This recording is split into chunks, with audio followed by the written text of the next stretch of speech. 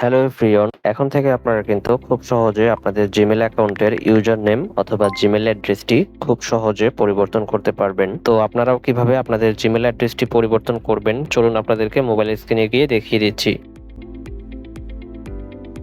Gmail অ্যাকাউন্টের অ্যাড্রেসটি পরিবর্তন করার জন্য প্রথমত আমাদেরকে জিমেল অ্যাপটি ওপেন করতে হবে। তারপর এখানে আপনারা জিমেলের প্রোফাইল যে অপশনটা আছে এখানে আমাদেরকে জিমেলের প্রোফাইল অপশনে ক্লিক করতে হবে। তারপর এখানে আপনারা ম্যানেজ ইওর গুগল অ্যাকাউন্ট নামে একটা অপশন দেখতে পারবেন, তো আমাদেরকে ম্যানেজ ইওর গুগল অ্যাকাউন্ট অপশনে ক্লিক করতে হবে। তারপর এখানে আপনারা পার্সোনাল ইনফো নামে একটি অপশন দেখতে পারবেন, তো এখানে আমাদেরকে পার্সোনাল ইনফো অপশনে ক্লিক করতে হবে। পার্সোনাল ইনফোতে ক্লিক করার পর আপনাদের সামনে এরকম একটি ইন্টারফেস চলে আসবে। তো এখানে আপনারা ইমেল নামে একটি অপশন দেখতে পারবেন এখানে, তো এখানে আমাদেরকে ইমেল অপশনে ক্লিক করতে হবে। ইমেইলের উপর ক্লিক করার পর এখানে আপনারা আপনাদের মেন জিমেল অ্যাকাউন্টটি এখানে দেখতে পারবেন। তো জিমেলের পাশে এখানে আপনারা অ্যারো আইকন দেখতে পারবেন, তো এখানে আমাদেরকে জিমেলের পাশে অ্যারো আইকনে ক্লিক করতে হবে। জিমেইলের উপর ক্লিক করার পর আমাদের সামনে এরকম একটি ইন্টারফেস চলে আসবে। তো এখানে আপনারা আপনাদের মেন জিমেল অ্যাকাউন্টটি দেখতে পারবেন, তার নিচে আপনারা দেখতে পারবেন চেঞ্জ গুগল অ্যাকাউন্ট ইমেল। তো আমরা যেহেতু আমাদের গুগল অ্যাকাউন্টের ইউজার নেমটি পরিবর্তন করব এজন্য আমরা এখানে চেঞ্জ